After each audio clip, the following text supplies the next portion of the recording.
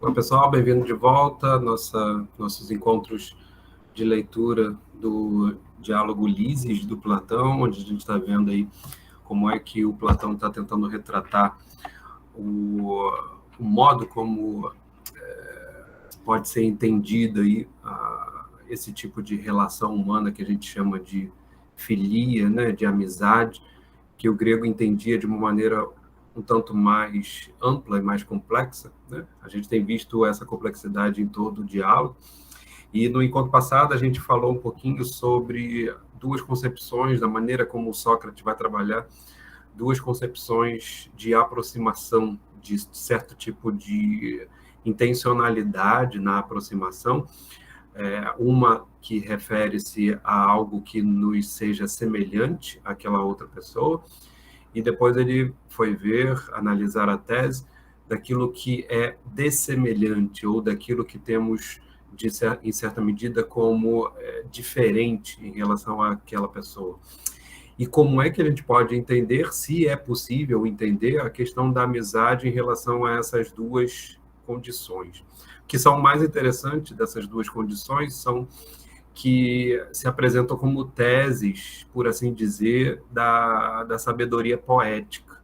E o Sócrates, como alguém que está interessado em entender como é que a sua cultura pensa uma determinada forma de relação, ele vai buscar nos poetas exatamente essa inspiração, e a inspiração aqui não no sentido, digamos assim, propriamente entusiasmático do termo, né? Mas inspiração no intuito de ir buscar na fonte de toda a cultura grega aquilo que de fato eles poderiam nos oferecer de sabedoria acerca de determinado assunto. No caso aqui é a amizade, e eles apresentam, o Homero, por um lado, apresenta a tese de que os semelhantes se atraem, e o Hesíodo apresentaria uma certa tese de que não há maior inimigo, né, para alguém do que aquele que lhe é semelhante. De alguma maneira, o Sócrates interpreta isso, como a gente leu no encontro passado, interpreta isso como se a inimizade pelo semelhante fizesse a tese contrária como sendo verdadeira, ou seja, se o maior dos nossos inimigos é o semelhante a nós mesmos, então nós vamos ser amigos daqueles que nos são diferentes. E aí o Sócrates, trabalhando todas essas duas ideias trazidas pela poesia, no fim das contas ele acaba percebendo o quanto há de impropriedade em considerar a tese da semelhança e a tese da diferença como sendo a única viável para se pensar a amizade. No fundo, no fim das contas, né, nenhuma das duas se mostra necessariamente verdadeira ou verdadeira isoladamente, exatamente porque há um certo tipo de consideração aí que a amizade envolve, e que, em certa medida, não se refere apenas ao âmbito da semelhança e nem apenas ao âmbito da diferença, mas sim exatamente nessa bi-implicação, digamos assim, entre a semelhança e a diferença, e o modo como isso aproxima e separa as pessoas de alguma maneira, né? Entendendo aqui a noção de filia como isso que está sendo caracterizado na tradução por amizade, e a noção também de inimizade, né? Aquilo que deriva de um certo tipo de sentimento que o grego vai chamar de mistos, né? Ou miso, melhor dizendo, e que dá os nossos termos misoginia, né? Misantropia, que significa um certo ódio, né? Uma posição contrária aquela posição que nós entendemos ser a posição da amizade, que é a posição de aproximação. Então, o misos tem a ver com uma ideia de afastamento, né? Você não quer perto, você não quer ter próximo.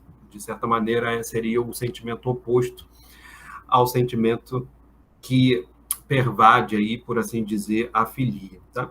Então a gente parou aí em 216b, tá? A gente vai começar agora 216c, e o Sócrates vai introduzir, ao que parece, uma terceira ideia, se não são nem os semelhantes que se atraem, necessariamente, e nem os dessemelhantes que se atraem, necessariamente, o que o Sócrates vai sugerir, de certa forma, aqui, é uma terceira via, né? Um terceiro caminho, um terceiro projeto de compreensão acerca daquilo que nos aproxima na amizade. Tá? E vamos ver como é que ele define essa tese, porque é bem interessante que, se ele havia extraído as outras duas ideias dos poetas, ele agora vai, ele mesmo, criar esta ideia. E é como se, de alguma maneira, ele estivesse realizando o papel de um poeta, né? Ou seja, o papel daquele que, entusiasmado, forja um determinado tipo de ideia, forja um determinado tipo de sabedoria, que ele mesmo, depois que ele forja, vai passar em análise. Ou seja, ele dá uma ideia aí de que o filósofo tem a possibilidade de ser também criador, também poeta, e sendo poeta, ele não precisa, ele na verdade não deve ficar restringido apenas à criatividade poética que dá vazão a determinadas ideias de sabedoria, mas precisa, em última análise, colocá-las em questão, né? E é isso que ele vai fazer, esses dois movimentos que ele vai fazer agora, e é bastante sugestivo isso, de a gente perceber como é que essa terceira ideia aí vai ser apresentada, tá? Então, vamos lá, 216c.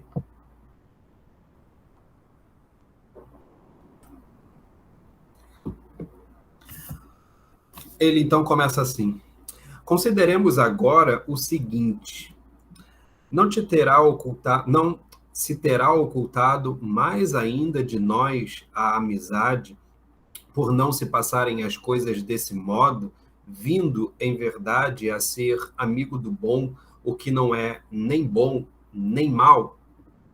Então, veja, se no caso dos semelhantes e dos dessemelhantes estava em jogo lá você entender como é que os bons, né, se relacionam, como é que os maus se relacionam, a gente viu como é que o Sócrates trabalhou essa questão do bom como sendo aquele que é idêntico a si mesmo, aquele que não varia, né? Em certa medida, o mal é aquele que varia, aquele que não é idêntico a si mesmo e, portanto, não traz confiança e nem, em certa medida, pode trazer utilidade também para aqueles com quem ele se relaciona.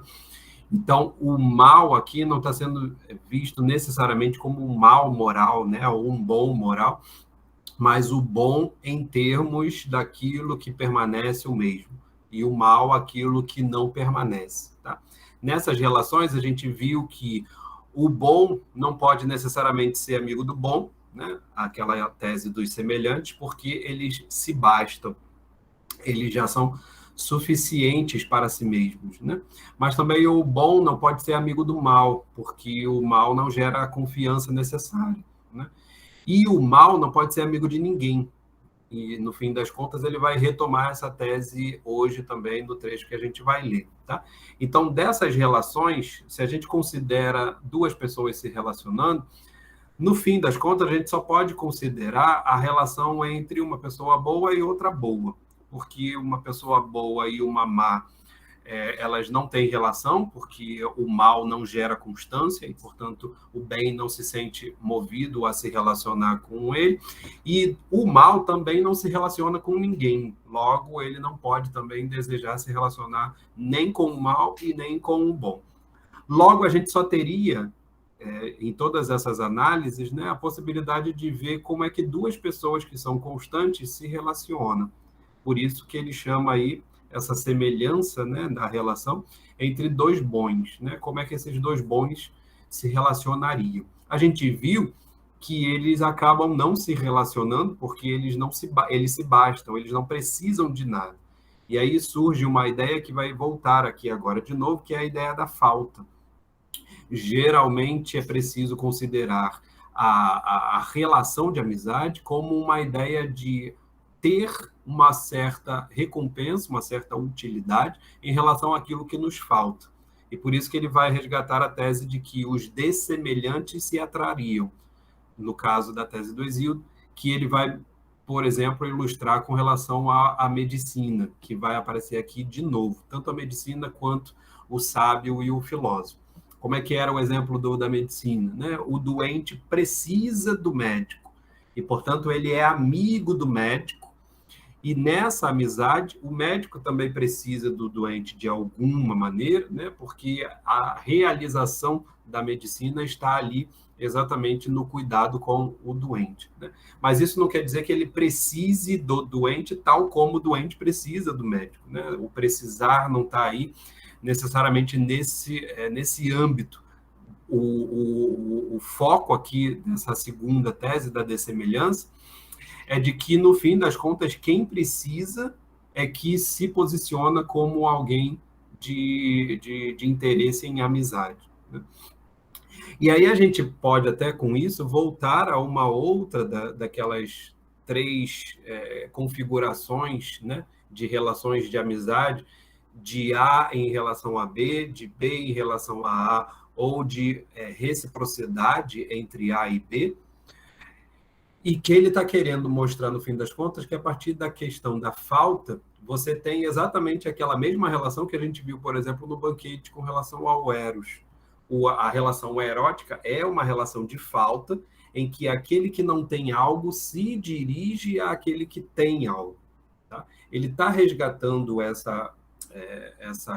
esse modo de configurar a relação de amizade, de proximidade, mais uma vez agora, para poder ilustrar, né? Ele já resgatou isso para poder falar que a tese dos semelhantes se atraírem não serve, mas também isso descaracterizou a tese de que os dessemelhantes, né, também possam se atrair, dado que você não pode dizer, no fim das contas, que os amigos são inimigos entre si, né? Se você pensa aí o doente e o médico, o doente ele anseia ser amigo do médico exatamente porque é o médico que pode curá-lo.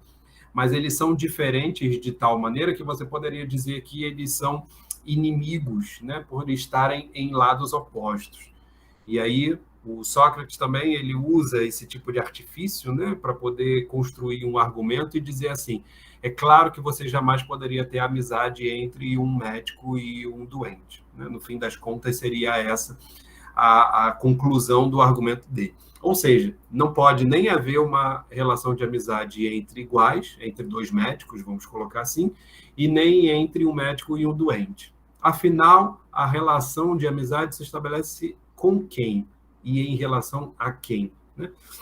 Ele agora sugere aqui o que ele vai chamar de uma terceira forma de relação, tá? Que é uma relação que envolve, né, o desejo daquele que não é nem bom nem mal por aquilo que é bom. Tá? Então vamos ver como é que ele vai trabalhar essa apresentação. Né? Então parece que a amizade está fugindo da gente, né? Ele diz aí: não se terá ocultado mais ainda de nós a amizade. Ocultado aí em grego é lantanen, né? Tem a ideia de algo que passa por entre os dedos, né? Como se fosse um líquido, algo mole, né? Fluido, que a gente não consegue pegar de alguma maneira. Tá? Essa ideia de que algo que a gente não consegue pegar vai ficar muito evidente agora quando ele fizer a caracterização do que ele está propondo. Por não se passarem as coisas desse modo, né? Tal como nós falamos, nem com relação aos semelhantes, que são dois bons, nem dessemelhantes, um bom e um mau. Mas, em verdade, a ser amigo do bom, o que não é nem bom nem mal. Ou seja, não é nem o bom que é amigo do bom e nem o mal que é amigo do bom. Quem seria o amigo do bom seria, na verdade, aquele que não é nem bom nem mal. Como que a gente pode entender isso? O que é nem bom nem mal seria, de acordo com a classificação que o Sócrates fez antes, aquele que não é nem idêntico a si mesmo e nem aquele que varia toda hora. A gente vai ver que aí tem algo que está faltando, que o Sócrates vai inserir nesse momento, tá? E esse algo que está faltando me parece ser uma das coisas mais interessantes dessa caracterização que o Platão está fazendo da amizade, tá? É a ideia da presença e da ausência. Vamos ver aí como é que ele vai caracterizar isso. O que queres dizer com isso? Perguntou aí o Menexeno. Por Zeus, repliquei-lhe, nem eu mesmo sei. A verdade é que sinto vertigem ante a complexidade do argumento, né? Qual o argumento complexo aí, na verdade, é o argumento em aporia, né? Aporias logo. Não ficará fora de propósito se acabarmos dando razão ao provérbio, né? A um dito antigo. Em grego, é essa a ideia, né? Arcaia paromia, alguma coisa que é uma sentença antiga, uma máxima, em última análise. Tá? Não ficará fora de propósito se acabarmos dando razão ao provérbio, quando diz que o amigo é o belo. Isso daqui deu pano para manga, tá? Para vários comentadores desse diálogo do Platão. Por que o Sócrates, nesse momento, fez essa identificação entre o amigo e o belo? Tá? A princípio, a gente não consegue entender se a gente não tiver lido a passagem toda. Então, vamos ler a passagem toda e a gente volta a essa caracterização depois. Mas ele está trazendo uma espécie de provérbio, uma espécie de dito antigo, que faria uma espécie de assimilação entre o amigo, e aqui não considerada a amizade, mas considerado o amigo e o belo. Tá? Isso é significativo porque eles estão buscando a amizade enquanto conceito, né? A ideia, a filia. Mas enquanto um conceito filia, a gente não pode entender simplesmente que o Platão está interessado na ideia simplesmente, porque na verdade, a caracterização da ideia nos permite identificar quem são amigos e quem não são. Né? Então, veja, a ideia de compreender uma ideia é, no fundo, ter a possibilidade de saber sobre as coisas. Tá? Então, sempre essa característica, né, de voltar às coisas concretas é importante a gente ter em mente quando está lendo esses primeiros diálogos do Platão. Tá? Então, ele está aqui tentando mostrar que, de alguma maneira, essa máxima antiga diz que o amigo é semelhante ao belo, tá? Ou é idêntico ao belo, é igual ao belo. A gente vai tentar entender por que ele diz isso. O certo é que se trata de algo mole, macio e escorregadio. Veja que ele está caracterizando aí exatamente isso que parece que está fugindo durante a conversa, né? O que é o amigo, no fim das contas. Por isso mesmo, escorrega-nos facilmente das mãos e nos escapa, por ser essa a sua natureza, né? Por ser esse o seu modo de ser. Em grego se diz assim. Digo, pois, que o bom é o belo. Concordas comigo? Concordo. Então, veja, ele reclama que a amizade está fugindo, está escapando deles, toda vez que eles estão se pondo a conversar. E essa amizade escapa exatamente porque o amigo está escapando. Percebe? Você tem aí a ideia de que, no fundo, o que o Sócrates está tentando mostrar, e a gente pode voltar um pouco àquilo que ele havia dito lá no início, né? Quando ele diz que, muito jovem, ele tinha o interesse de investigar a fundo quem era de fato, o que era de fato a verdadeira amizade, quem era de fato o verdadeiro amigo, porque para ele isso parecia ser a maior das coisas na vida, né? A maior das recompensas ao ser humano era ter a possibilidade de obter a amizade de alguém, e essa amizade, de certa maneira, ser recíproca, né? Então, o amigo também ser amigo dele. Isso parecia algo para ele fantástico, admirável. E agora a gente percebe que ele está, de fato, angustiado com essa situação escorregadia desse tipo de argumento, né? Ele não está conseguindo captar a fundo aquilo que ele estava, desde a juventude, buscando, que era poder ter uma descrição mais mais fixa, digamos assim, mais constante, acerca de como é que a gente pode caracterizar quem é amigo verdadeiro ou não. E aí, por um estado que ele nem mesmo diz, ele nem mesmo sabe como é que está dizendo, né? Como ele diz aí, por Zeus, nem eu mesmo sei o que eu estou dizendo, mas parece que eu estou tentando aqui ter um vislumbre resgatando uma determinada ideia muito antiga, que é uma máxima, inclusive, que identifica o amigo com o belo. Portanto, identifica o amigo com uma coisa que é desejável, né? O belo trazendo aí toda aquela discussão do banquete, né? Algo que que nos movimenta enquanto movimenta o próprio desejo. Isso é o que o Sócrates está fazendo, em última análise, identificando o amigo com o belo, para mostrar em que medida também o belo parece nos fugir toda vez que a gente tenta defini-lo, né? No fim das contas, a gente sabe que Ulisses é um diálogo anterior ao banquete, então a gente, embora tenha lido o banquete antes, né, a leitura do Ulisses não pressupõe o banquete, então, na verdade, a gente tem que ler o Ulisses aqui, né, como se o banquete ainda não tivesse acontecido, como se toda aquela discussão do banquete não tivesse acontecido, e o Platão está aqui, de certa maneira, trabalhando com algumas impressões, com algumas conclusões que a própria cultura grega já tem com relação a isso que se chama amor pela beleza. E ele identifica, portanto, o amor pela beleza com o amor pelo amigo, com o amor por aquilo, ou com um desejo por aquilo que é, de fato, o ser amigo, né? Por alguém que nos é próximo a ponto de desejarmos ter essa proximidade. Tá? Só que agora ele identifica a beleza com o bom. De certa maneira, voltando aqui à ideia de que, no fundo, a amizade está identificando aí aqueles que são bons, né? Aqueles que permanecem, dada a definição de bom que ele havia dado, permanecem os mesmos. Só que a beleza, a inserção da beleza aqui como uma identificação com o bom, retira aquela imagem do bom como sendo aquele que permanece idêntico a si mesmo. Porque a beleza varia, né? A beleza é mutável, a beleza se modifica. E a beleza diz respeito a uma coisa que se apresenta tal como ela está se apresentando aos nossos olhos. Então, tem muito mais a ver com aquilo que a gente vai entender como aparência, e não necessariamente com aquilo que ele é.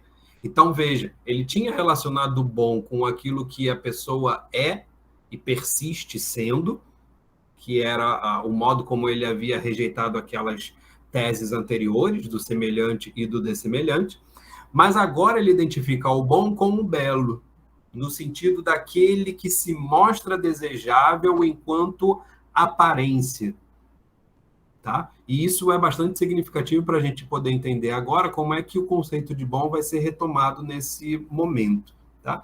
Então, me parece que esse resgate aí da identificação do amigo como belo é exatamente a fluidez que o próprio desejo pela beleza parece produzir em nós. Nós desejamos a beleza, mas essa beleza ela é fugidia e nos escapa, de certa maneira, tal como os amigos também nos escapam, né? Ou pelo menos a definição do que seria o amigo nos escapa.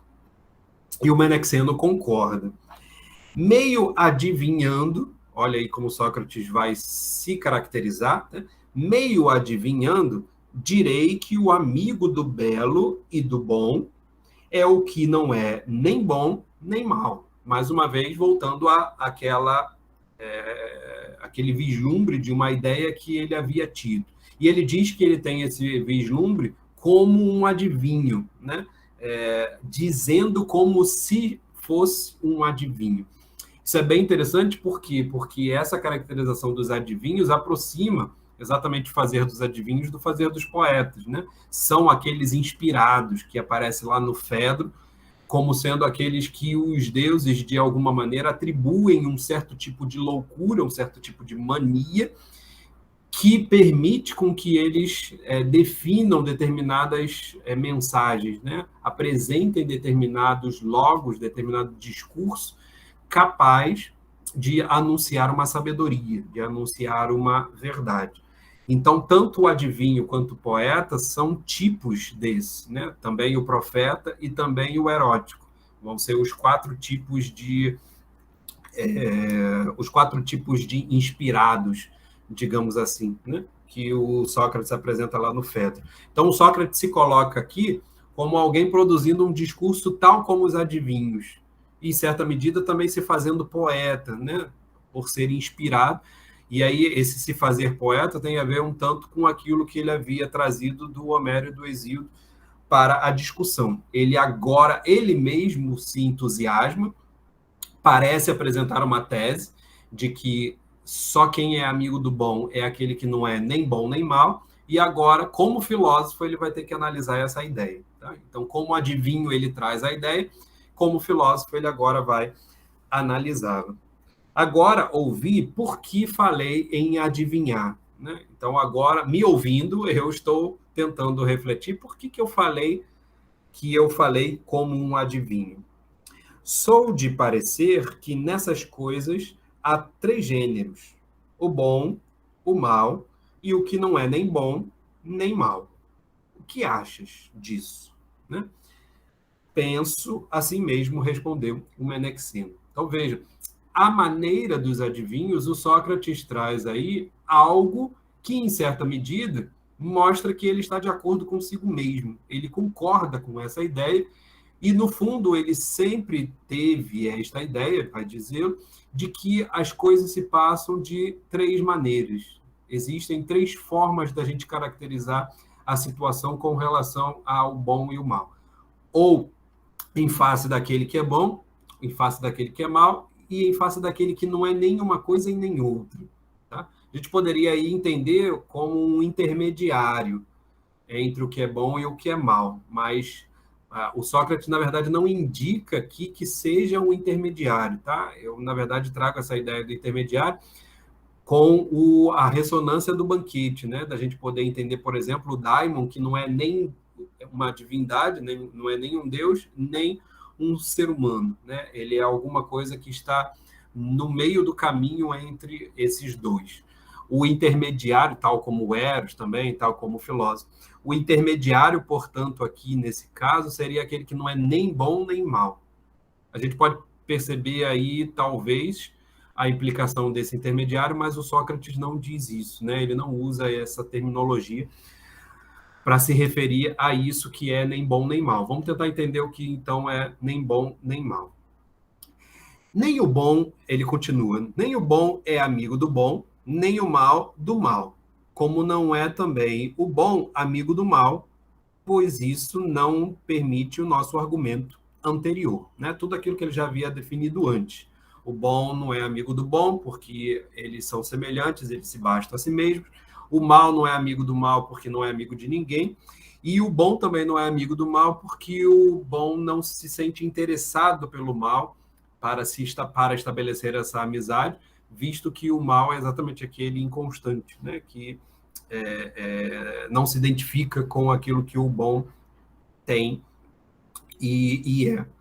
Então, resta, vai dizer ele, portanto, no caso de haver realmente amizade entre duas criaturas, ser amigo do bom ou do que a ele se assemelha, no caso, o bom com bom, e aí ele já tinha descaracterizado essa ideia, ou a ele se assemelha, o que não é nem bom nem mal, pois do mal nada pode ser amigo. Né? Mais uma vez aí essa mesma tese, descaracterizando o mal, né? Tirando de jogada o mal, como é que a gente pode entender a relação entre os bons? Na verdade, a relação entre dois bons não se sustenta, como já foi visto antes, então é preciso que a gente insira um outro elemento nesse segundo termo da relação. Né? Esse segundo termo ele não vai ser bom necessariamente. Ele não vai ser nem bom e nem mal. Ele seria algo...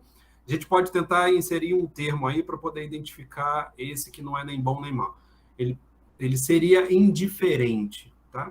Vamos tentar entender aí esse terceiro elemento como sendo alguém indiferente. Não é nem bom e nem mal. Tá? Não é um melhor termo, mas pode ajudar a gente, pelo menos, a entender o que seria esse terceiro elemento. É muito certo, concorda o Menexeno. Já assentamos há pouco também que o semelhante não pode ser amigo do semelhante, né? Já haviam dito isso. Assim, o que não é nem bom nem mal não poderá ser amigo do que se lhe assemelha. Esse é um primeiro ponto importante, né? Esse gênero do indiferente, que ele acabou de inserir agora, não pode ser amigo de outro indiferente. Tá legal? Dado aquele mesmo argumento que ele havia utilizado para descaracterizar, né, para descartar, melhor dizendo, a relação entre dois bons. Então, se não é possível uma relação entre dois bons, e também não é possível a relação entre dois diferentes, tal como o bom e o mal, é preciso a gente inserir um terceiro elemento que nos permita entender essa relação. Esse terceiro elemento vai ser o indiferente.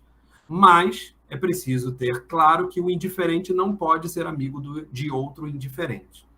Esse indiferente vai ser amigo exatamente de outro que é bom, porque ele também não pode ser amigo de outro que é mal, porque o mal não é amigo de ninguém.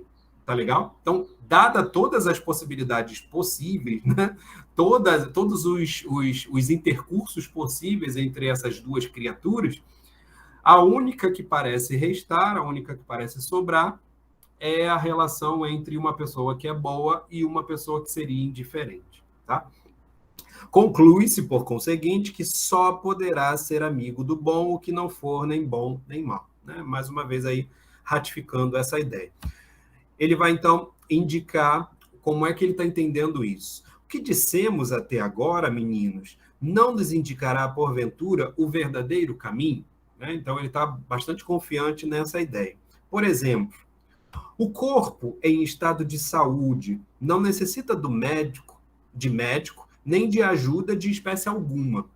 Basta-se a si mesmo, né? Aquela mesma ideia do bom que basta a si mesmo, né? Hikanos Gai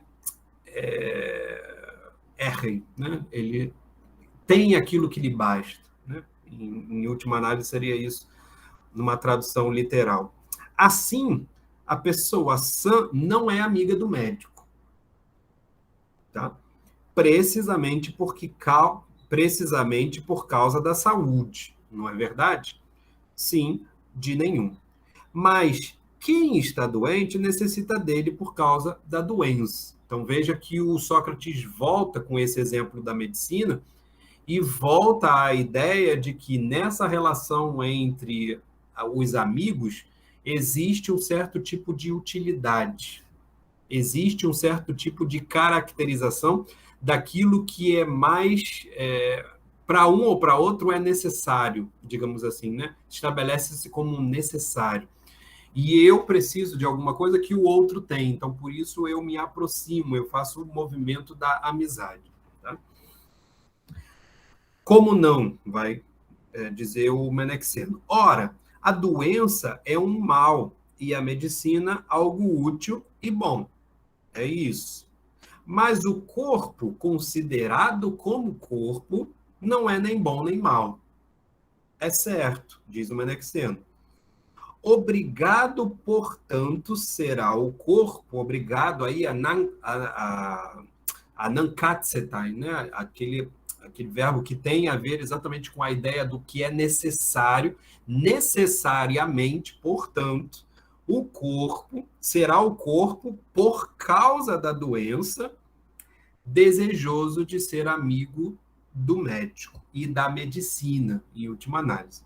Né? Então, portanto, obrigado será o corpo por causa da doença desejar e a amar a medicina.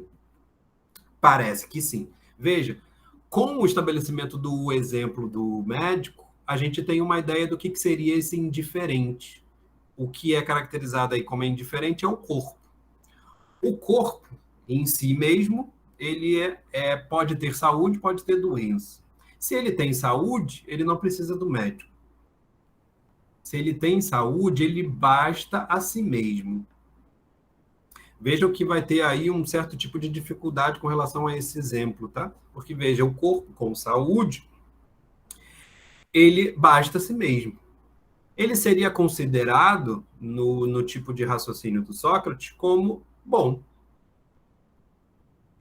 Mas se o corpo está doente, ele está mal. Então, ele precisa do médico para poder curá-lo. Então, o corpo, na verdade, ele pode ter saúde ou pode ter doença. É isso que o Sócrates está entendendo com isso que eu chamei de indiferente. Não é que o corpo seja indiferente à saúde e à doença, muito ao contrário, né? Por isso que indiferença não é, ou indiferente não é um bom termo. Mas é como se o corpo fosse uma espécie de substrato em relação ao qual a saúde e a doença podem estar presentes ou ausentes. E é exatamente nisto que o Sócrates está entendendo a ideia do terceiro elemento. Esse terceiro elemento, que vai ser o amigo, no fim das contas, né? Aquele que estabelece a relação de amizade, ele estabelece a relação a partir daquilo que lhe está ausente e a partir daquilo que lhe está presente. Então, a ideia desse terceiro elemento aí que está sendo caracterizado como nem bom nem mal, deve ser entendido como aquele no qual está presente ou ausente alguma coisa. Tá legal? Essa ideia da presença e da ausência vai voltar exatamente agora. Quando ele diz que o corpo, portanto, é obrigado, por causa da doença, a desejar e a amar a medicina, né? Amar aí sempre filem, né? Sempre a ideia da filia ainda, não de eros. A desejar e a amar a medicina, ele conclui logo, o que não é bom nem mal torna-se amigo do bom por causa da presença do mal. Perceberam?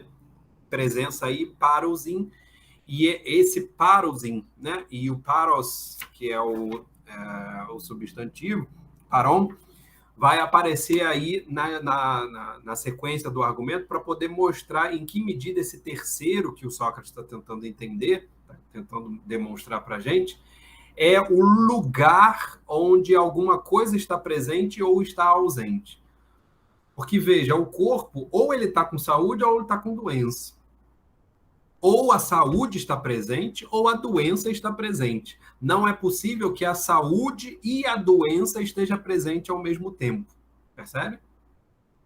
Então, o corpo é o lugar onde essas situações, vamos dizer assim, ou esses qualificativos, eles vão se manifestar. E eles se manifestam exatamente por conta dessa ideia da presença e da ausência. Tá?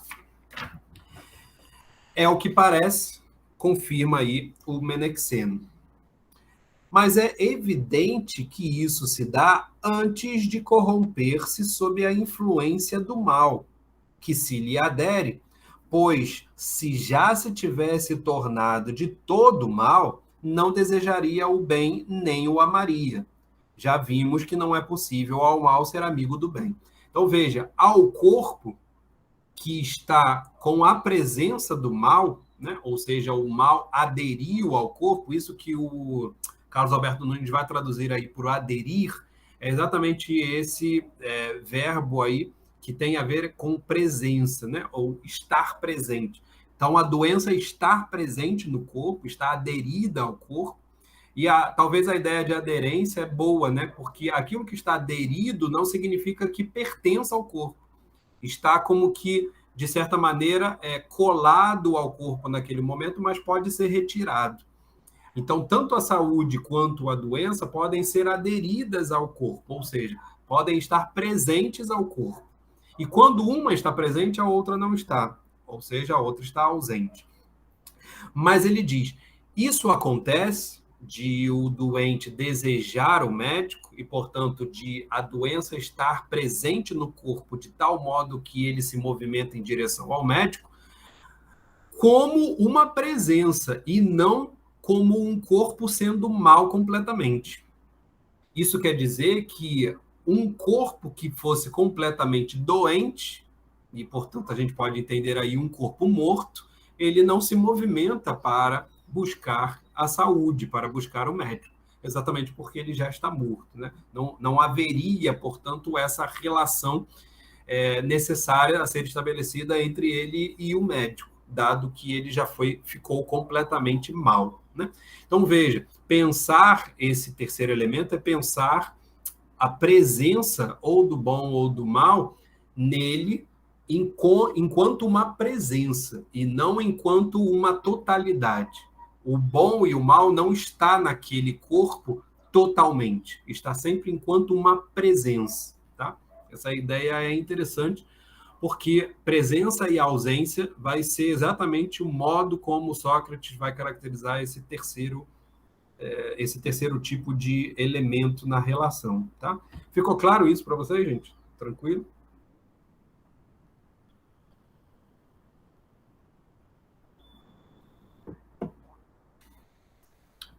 Ele então continua aí, né? Reflete no que vou dizer. O que digo é que algumas coisas se identificam com o que se lhes adere, outras não.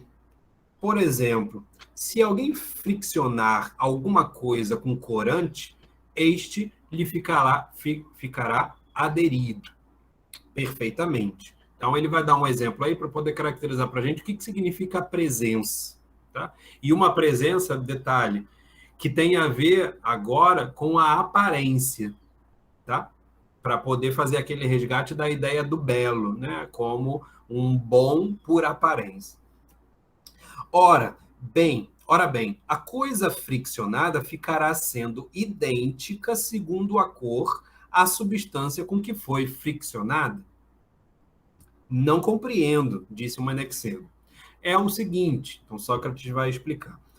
Se alguém passasse alvaiade, né? Alvaiade é um pigmento branco, tá? Em teus cabelos, que são louros, eles se tornariam brancos ou apenas teriam essa aparência?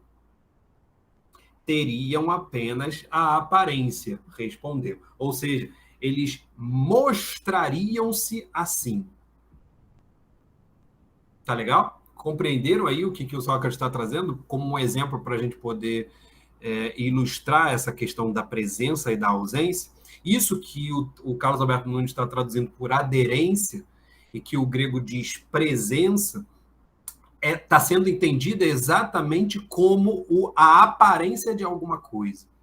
Então, eu posso ter, né, de certa maneira, a aparência de um cabelo branco, mas o meu cabelo ser realmente preto, ou no caso aqui do Menexeno, ser loiro. Percebe? Mas nessa aparência, ele se mostra de uma outra forma, de tal maneira que o branco está presente em mim, embora não seja aquilo que é o meu cabelo. Então, existe aí, inclusive, uma relação entre aparência e essência, né? Aparência como capa, não essência, exatamente. Como a gente pode entender como capa, como máscara, né? Como fantasia, como imagem, né? Como alguma coisa que encobre alguma coisa que não é essencialmente, né? Então, veja, o Sócrates abandonou a ideia daquele bom como sendo aquele que internamente é igual a si mesmo, né? É aquele que sempre permanece o mesmo, para uma ideia do bom, que é uma ideia do belo, e do belo, portanto, como aparência. Trazendo aí agora essa ideia da aparência para poder entender exatamente a ideia da presença e da ausência. Esse terceiro elemento, portanto, é aquele que vai ser considerado como nele estando presente ou ausente alguma coisa. Tá legal? Então, sempre com essa ideia da presença e da ausência em termos de uma aparência, né? Ou seja, não relativo à essência da coisa. E aí ele completa, né? Não teria apenas teria apenas a aparência. No entanto, o branco lhe ficaria aderente, ou seja, o branco lhe estaria presente. É certo. Não obstante, nem por isso teus cabelos se tornariam brancos, né? Lógico. E apesar da cor aderente, não seriam nem brancos nem pretos. percebe? Eles não têm nenhuma dessas duas cores. O teu cabelo tem a cor loira. Então, é como loiro que ele é, só que ele está tendo a aparência de que é branco. Quando, porém, amigo, a velhice comunica aos cabelos essa mesma cor, ou seja, a cor branca, eles ficam como o que se lhes adere. Ou seja, se você ficando velho, você começar a ter o cabelo branco, você vai ser esse cabelo branco que agora você está aparentando ter. Ou seja, agora você tem um cabelo branco que é apenas um branco que está aderido ao teu cabelo. Ele está presente no teu cabelo, mas ele não é o seu cabelo. Mas na velhice ele pode ser o seu cabelo. E aí você, na velhice, será aquilo que hoje você demonstra apenas na aparência. Eles ficam com uma cor que se lhes adere. A presença da brancura os deixa branco. E aí veja que é um outro tipo de presença, percebe? Nesse caso da velhice, a presença do branco é uma presença essencial. Ela vem de dentro, vamos dizer assim, né? Ela vem de dentro e não de fora, tá? Como não? O que eu pergunto agora é se tudo a que alguma coisa adere se identifica com a coisa aderida. Ou o fará apenas se a presença dessa coisa se processar de determinado modo e não for de modo diferente. Então, veja, tudo que adere a alguma coisa, né? Tudo o que se torna presente a alguma coisa, fica presente na essência da coisa ou fica presente no modo como ela adere à aparência de alguma coisa, né? E aí o Menexeno, claro, concorda com a segunda hipótese de preferência, respondeu. Assim, o que não é bom nem mal poderá não ter ainda ficado mal. Essa é a ideia que o Sócrates está querendo resgatar, né? Um corpo doente, ele não é completamente mal. Ele está com a presença do mal, mas uma presença que não corresponde à essência do corpo e sim a algo que lhe é aparente. Apesar da presença do mal, como em outros casos, já poderá ter ficado perfeitamente. Quando, portanto, ainda não se tornou mal, apesar da presença do mal, essa presença o leva a desejar o bem. Percebe? Então, essa é a grande ideia do Sócrates aqui com esse terceiro elemento. É perceber esse substrato em relação ao qual uma coisa que está presente, que é ruim, que é má, essa coisa nos move a desejar o seu oposto. A desejar, na verdade, reestabelecer a presença do seu oposto. Ou seja, no caso do corpo, a saúde. Tá? Vindo, porém, a ficar mal de todo, priva-o essa presença tanto do desejo do bem como da possibilidade de amá-lo. Né? Um corpo completamente doente, no caso aqui um corpo morto, né? Jamais teria a possibilidade de desejar a presença do bem de novo e de amá-lo também, pois já não é nem mal nem bom, é mal. E como vimos, o mal não pode ser amigo do bem. Isso é até uma forma da gente entender também por que o mal não pode ser amigo de nada, né? Porque, no fundo, a gente poderia dizer que o mal é uma completa ausência, né? E aí, como ele é uma completa ausência, né? Ele jamais pode desejar a presença de alguma outra coisa. Não pode, evidentemente, né? Isso daqui eu falo em relação, por exemplo, a uma ideia que os gregos também tinham, né? Que vai aparecer, por exemplo, em Platão e outros diálogos, a ideia de que o contrário do bem é a ausência do bem. Então, o que existe são gradações de presença de algo bom, né? E quando você tem a falta do que é bom, você chama essa falta de mal, né? Por exemplo, você só sente prazer. Quando você tem a falta do prazer, é que você chama essa falta de prazer de dor. Então, o negativo das relações, né, dessas oposições, prazer e dor, alegria, tristeza, né? O que seria a tristeza? A ausência de alegria, né? É como se o lado negativo dessas relações ele não fosse uma realidade, mas ele é uma falta, ele é uma ausência de realidade. Né? Então, completamente mal seria o completamente ausente. E o completamente ausente não pode ter presença nenhuma. Por isso que, de certa maneira, o completamente ausente, o completamente mal, ele não poderia ter relações de amizade, né? Ou sequer qualquer relação. Tá legal? Por esse motivo, e aí ele vai voltar agora para poder ilustrar ainda melhor isso, né? De certa maneira, ainda melhor para nós filósofos, né? Vai voltar ao exemplo do filósofo. Tal como ele resgata o exemplo da medicina, ele agora vai falar do exemplo da filosofia.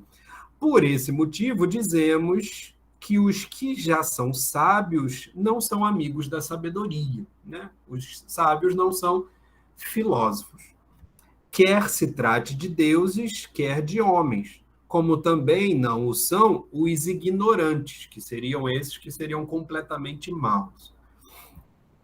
Como também não o são os ignorantes, a ponto de serem maus, pois não pode amar a sabedoria quem for mau e ignorante. Né?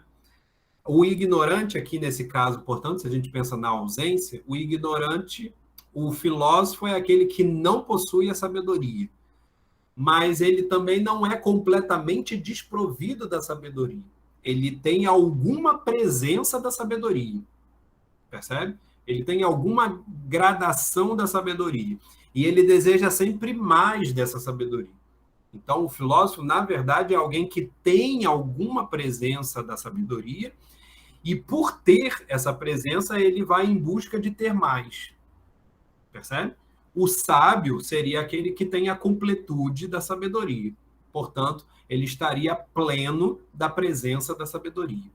O ignorante, por outro lado, é aquele que não tem presença alguma da sabedoria. Ele nem sabe que a sabedoria existe. É nesse ponto a ignorância. Percebe? Por isso que a ignorância seria o completamente oposto ao sábio e, portanto, o plenamente mal. Ele sequer pode desejar a sabedoria. Por quê? Porque ele nem sabe que ela existe. Ele não tem presença alguma da sabedoria nele. E por não ter presença alguma da sabedoria, ele sequer se sente motivado a buscá-la. Tá? Restam, por conseguinte, os que, possuindo de fato esse mal, a ignorância, ou seja, não quer dizer que no filósofo não exista a presença do mal, ou, a gente poderia dizer, uma certa ausência de sabedoria, né? Não se tornaram com isso de todo embrutecidos e ignorantes, porém, ainda admitem ignorar o que de fato ignoram, né? Ou, em outras palavras, sabem que não sabem tudo, né? Sabem que não sabem aquilo que eles precisam saber. Tá? A famosa frase do Sócrates, que caracteriza o que seria filosofia, né? Filosofia é aquele que sabe que não sabe, ele tem esse tipo de saber e, portanto, ele tem a presença ao mesmo tempo de que sabe, portanto, da sabedoria, e de que não sabe, portanto, da ignorância. Ele convive com as duas coisas. Mas ele convive de tal maneira que ele quer se afastar da ignorância para ir em busca da sabedoria. Portanto, ele se movimenta em direção ao que é bom. Nesse caso, a sabedoria. Da mesma forma que o corpo, quando se movimenta, ele estando doente, ele se movimenta para a saúde, porque na saúde ele restabelece aquilo que ele é, né? Ele pode ser plenamente aquilo que ele é. Eis porque são amigos da sabedoria apenas os que não são nem bons nem maus. Os maus, de todo, e os inteiramente bons não são amigos da sabedoria, né? Não podem ser amigos da sabedoria, nem os completamente sábios e nem os completamente ignorantes.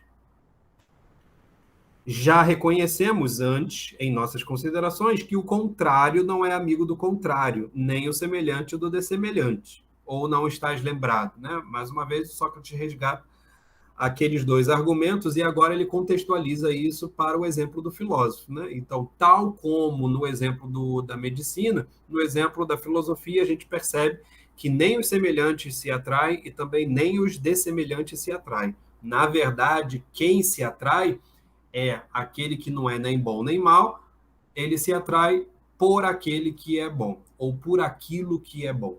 Tá? Estamos, respondeu. Por conseguinte, e aí o Sócrates faz o arremate de tudo isso que ele havia apresentado para Ulisses e para o Menexeno, então ele aponta para os dois. Por conseguinte, Lises e Menexeno já determinamos com segurança o que é amigo e o que não é.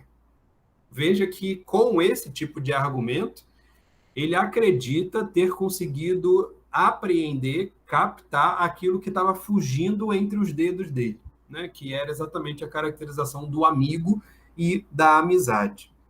Parece que agora a gente conseguiu entender o que é a amizade e o amigo. O que afirmamos, tanto com relação à alma como com relação ao corpo, ou com o que quer que seja, é que o que não é nem bom nem mal torna-se amigo do bem em virtude da presença do mal. Ambos se manifestaram no mesmo sentido e concordaram em tudo que se passava exatamente dessa maneira.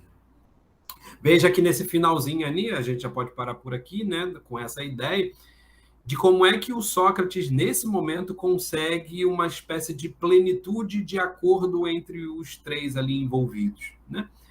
A inserção desse terceiro elemento, desse terceiro gênero, que vai permitir a configuração da relação de amizade, é um gênero que se mostrou a partir da presença e da ausência de algo em relação ao qual ele precisa evitar e ele precisa desejar. Né?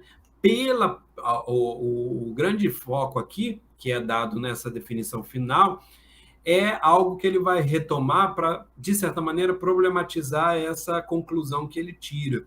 Por quê? Porque ele agora está dando ênfase aqui, e ele volta a essa frase agora no finalzinho, de que é em função da presença do mal que a gente deseja o bom. E ele vai mostrar, ou vai tentar mostrar na sequência, em que medida isso pode ser um problema. Como assim, em vista da presença do que é mal, nós desejamos aquilo que é bom?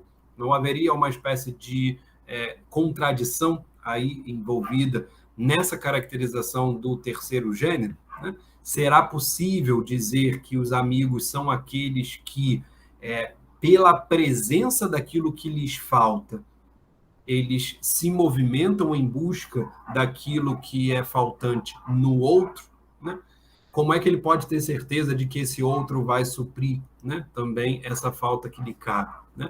Por quê? Porque a gente está no âmbito das aparências agora. Né? Voltando aí para a questão do belo, o âmbito das aparências nos induz a nos movimentarmos em direção a um outro que parece ter aquilo que nos falta, exatamente porque algo nos falta. Mas a gente não sabe necessariamente se o outro também possui isso que nos falta. Né? Ele pode se possuir simplesmente por aparência. Né? Então vamos voltar a isso na semana que vem, para a gente poder ver o que o Sócrates vai chamar aí de uma suspeita que ele tem com relação a essa ideia de nos movermos em direção a uma coisa boa, exatamente porque nós temos a presença de uma coisa má, né? De uma coisa ruim. Tranquilo? Deu para pegar aí, pessoal?